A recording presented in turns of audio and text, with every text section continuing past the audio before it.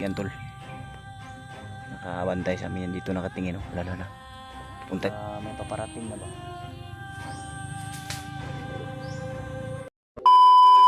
Yo, sup tol. Isang mapagpalang araw sa inyong lahat oh.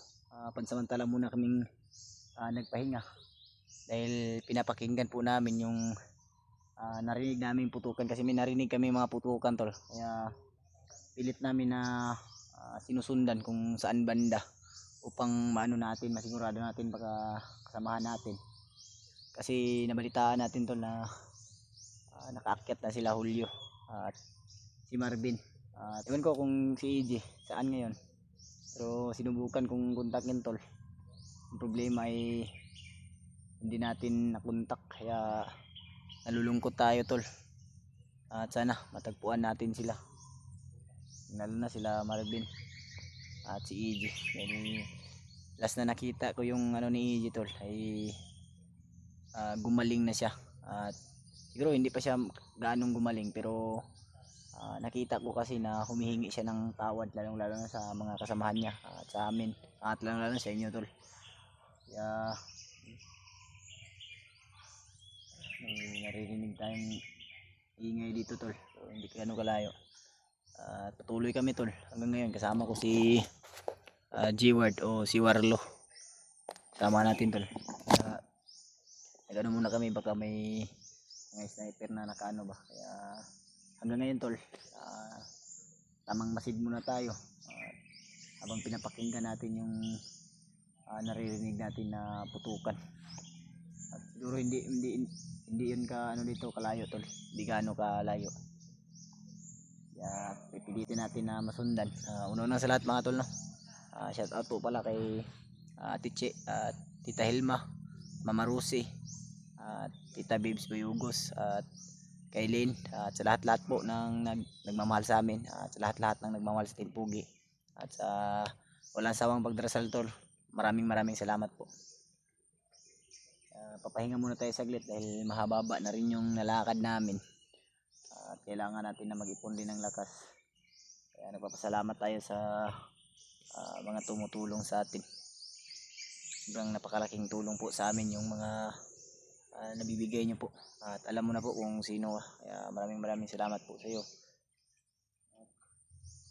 Tuloy tayo tol. Hiningi po namin yung pagdarasal nyo, sana matagpuan natin si EJ upang may kasama siya, dahil alam ko na mahina pa yung katawan niya tol sa ngayon, at alam ko rin na ano siya, dahil nakita ko kasi tol na sumusuka siya ng dugo.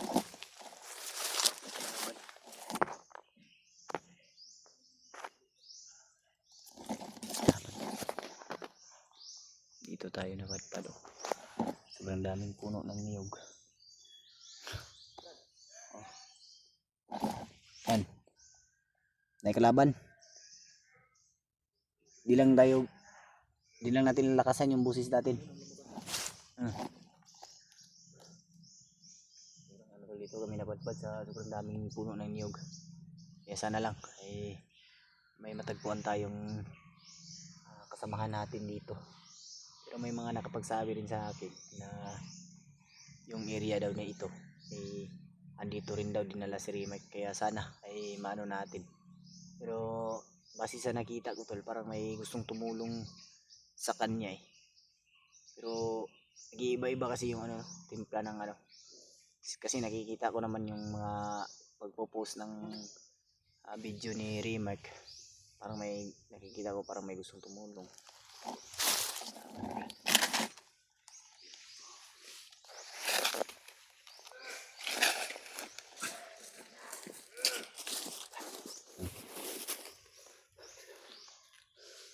Bisa.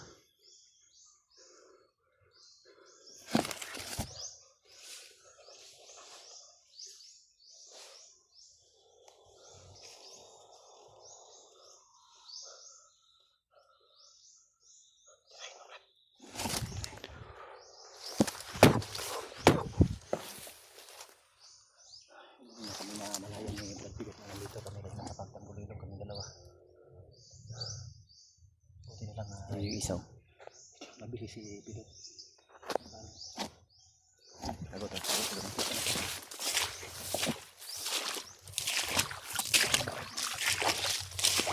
Malalim ang tubig.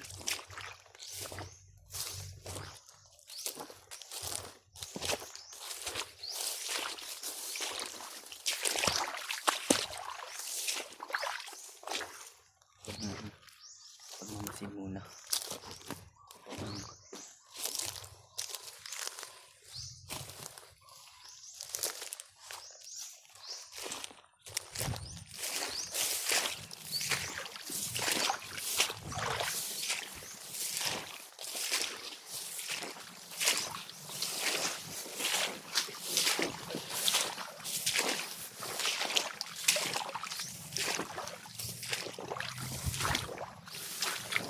Daming tubig doon.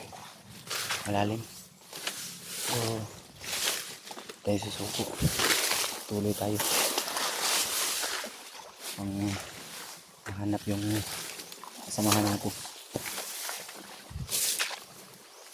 Ano kumpiyansa kayo?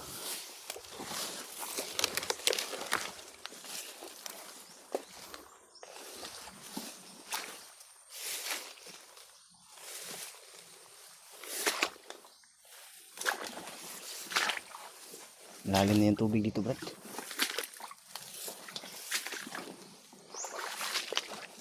Malalim na.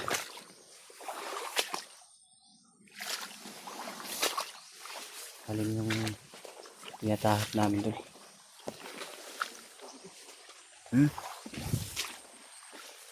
Malalim na. Kasi patuloy pa rin na umuulan ngayon. Siguro sa kuha ni Brad.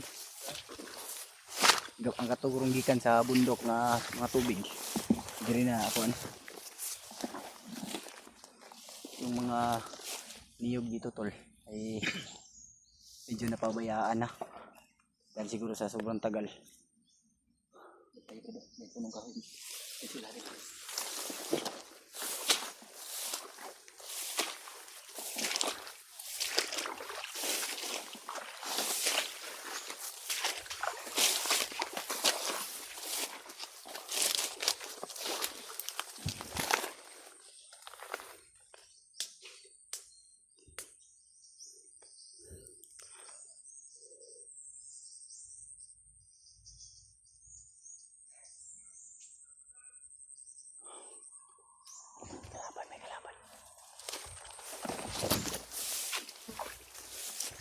Kalaban. Ito tayo. At share po ng video nito. Salamat din tayo sa Lolo Ambo. Dahil hindi niya pinabayaan yung kasama natin. Sana sa Rimat ay maano natin gaganda ng buwan. Siguro may ginagawa pa sa dulo. Kaya makahingi sana tayo sa kanya ng tulong. Yung lalalim ng mga ano dito, Brad, mga tubig.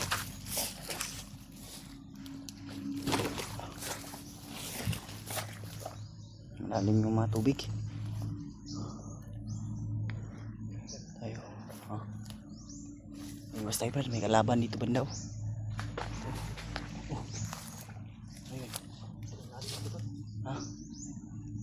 Ayun. Ganda yung gano'n.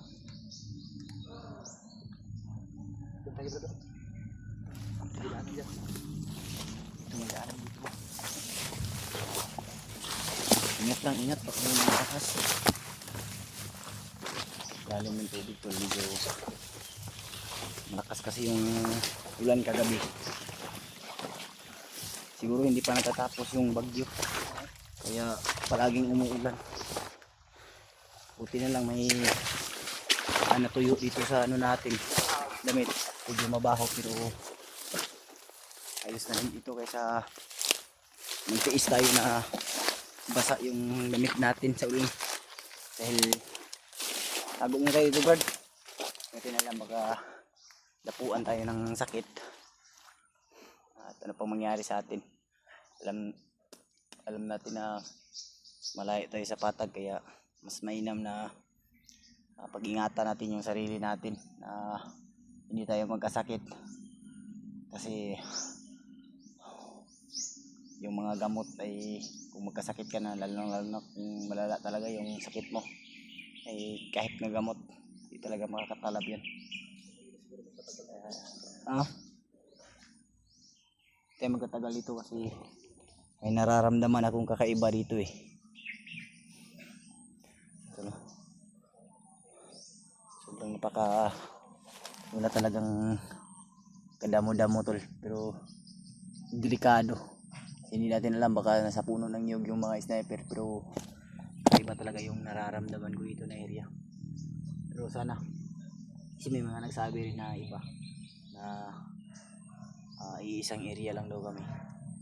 Sa totoo lang mga tol, hindi talaga namin alam kung saan area. Tinitingnan namin yung area na siguro kayo napapansin nyo, kasi yung puno naman talaga ay pare-pareha lang, kaya parang magkakamukha lang, pero malawak kasi itong bundok tol na napasok namin, kaya nahirapan kami sa paghanap sa mga kasama namin. Pero ipagdasal nyo po kami na sana may matagpuan tayo sa mga plano.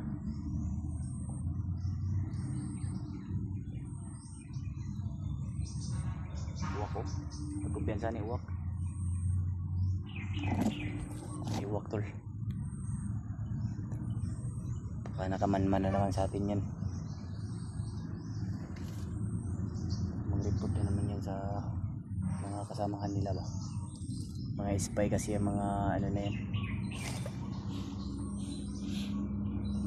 Kaya kumpiyansa brada.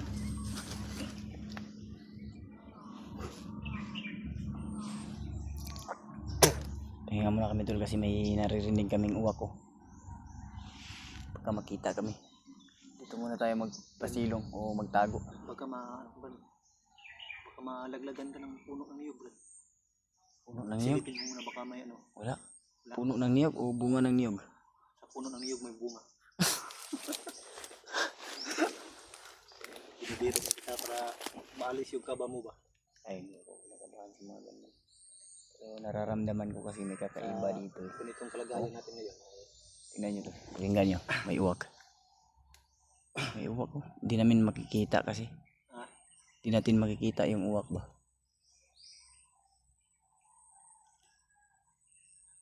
May uwak siya.